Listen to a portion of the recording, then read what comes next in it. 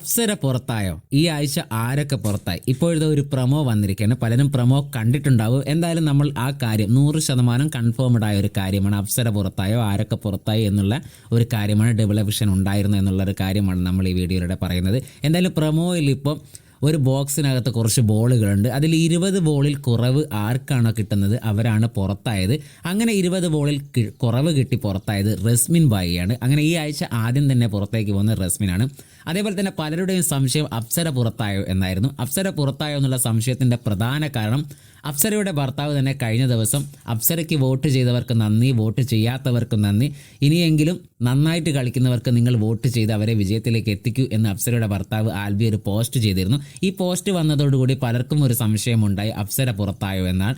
എന്നാൽ കഴിഞ്ഞ ദിവസം ലാലേട്ടൻ്റെ ബർത്ത്ഡേ ആഘോഷങ്ങൾ അടങ്ങിയ ഒരു എപ്പിസോഡും രണ്ടാം ദിവസം ലാലേട്ടൻ റസ്മിൻ എവിക്റ്റ് ആവുന്ന ഒരു എപ്പിസോഡ് മാത്രമാണ് ഷൂട്ട് ചെയ്തത്. അപ്സര എവിക്റ്റായി അല്ലെങ്കിൽ അപ്സര എവിക്ഷൻ പ്രക്രിയയിലൂടെ പുറത്തുപോയി എന്നുള്ള ഒരു ഷൂട്ടോ അല്ലെ കാര്യങ്ങളോ ഒന്നും തന്നെ അവിടെ നടന്നിട്ടില്ല. അപ്സര പുറത്തായിട്ടില്ല. അപ്സരയ്ക്ക് അത്യാവശ്യം വോട്ടൊക്കെ ഉണ്ട്.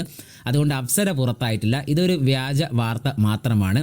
വന്ന പ്രൊമോയിലും ഇതുമായി ബന്ധപ്പെട്ട് യാതൊന്നും തന്നെ കാണിക്കുന്നില്ല. അത്തരത്തിലുള്ളൊരു പ്രൊമോ വരണമെങ്കിൽ അങ്ങനത്തെ ഷൂട്ട് ചെയ്യണം. അതുകൊണ്ട് തന്നെ 100% കൺഫേംഡ് ആയ ഒരു വാർത്ത അപ്സര പുറത്തായിട്ടില്ല എന്ന് തന്നെയാണ്. പുറത്തായത് റസ്മിനാണ്. മറ്റേത് ഒരു വ്യാജ വാർത്ത വന്നതാണ്. അതോടുകൂടി ആ വാർത്തയ്ക്ക് കുറച്ച് റീച്ച് കിട്ടി എന്നല്ലാതെ അപ്സര പുറത്തായിട്ടില്ല.